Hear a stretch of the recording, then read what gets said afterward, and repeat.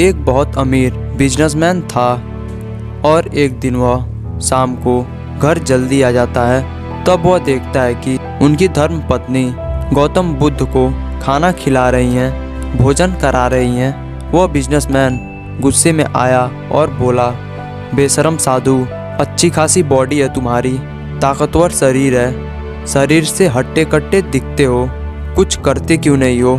अपना राज्य साम्राज्य छोड़कर भिक्षा मांग रहे हो, किसी काम के आदमी नहीं हो तुम।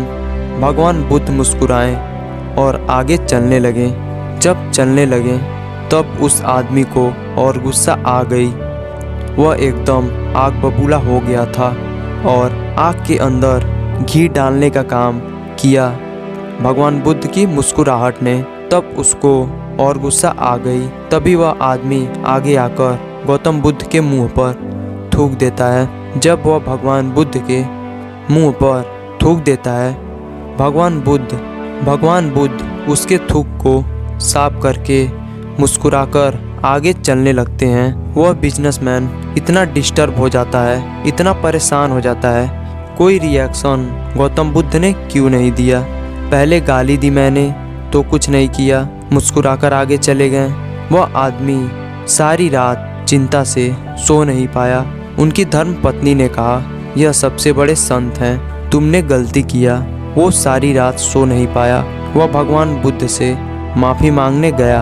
अगले दिन जब भगवान बुद्ध की सभा के अंदर जाकर सबके सामने माफ़ी मांगी, बोला, मुझे माफ़ कर दीजिए, मुझसे कल गलती हो गई।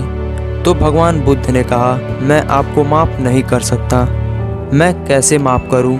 मैं माफ़ नहीं कर सकता आपको। वह आदमी बोला, आप माफ़ नहीं कर सकते? मुझे माफ़ कीजिए प्लीज़, मुझे माफ़ी दीजिए, मैंने गलत किया आपके साथ।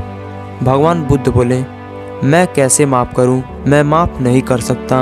आसपास के लोग हैरान हो गए, बोले कि भगवान बुद्ध तो इतने समाजशील हैं, ये क्यों माफ़ नहीं कर रहे हैं? तो भगवान से जब उसने दोबारा पूछा तब भगवान बुद्ध ने कहा, तुम किस बात की माफ़ी मांग रहे हो? आदमी बोला, कल मैंने आपके मुंह पर थूक दिया था। भगवान बुद्ध ने कहा, वो कल था और मैं कल को याद नहीं करता। मेरे लिए हर दिन नया दिन है और आज मेरे लिए यह नया दिन है, इसलिए कल मुझे याद नहीं है, कल मुझे याद ही नहीं। अब जब मुझे याद ही नहीं कि आपने कोई गलती करी तो फिर मैं माफ़ कैसे कर सकता हूँ? माफ़ तो मैं तब करूँगा जब मुझे पता लगे कि आपने कोई गलती की है। तो हम सबको भी यही सोचना चाहिए। हर सुबह हमारा नया जन्म होता है, इसलिए पुरानी बातों को सोचकर परेशान ना हो। आज में जियो और आज के बारे में सोचो। भागवत गीता में श्री कृष्ण भगवान कहते हैं, हमारा शरीर रोज़ बदलता है, बचपन, यौवन, जवानी, बुढ़ापा, और कल की बात को वो बदलकर ख़त्म कर देता है। हर दिन नया होता है, उससे फ़र्क नहीं पड़ता कि कल क्या हुआ। इसलिए हमें अपने आज पर फोकस करना चाहिए, पुरानी बातों को याद ना करें। अगर आप पुरानी बातों को याद करेंगे तब आप अपने आज को गंवा देंगे। तो आशा करता हूँ कि आप लोग समझ गए होंगे।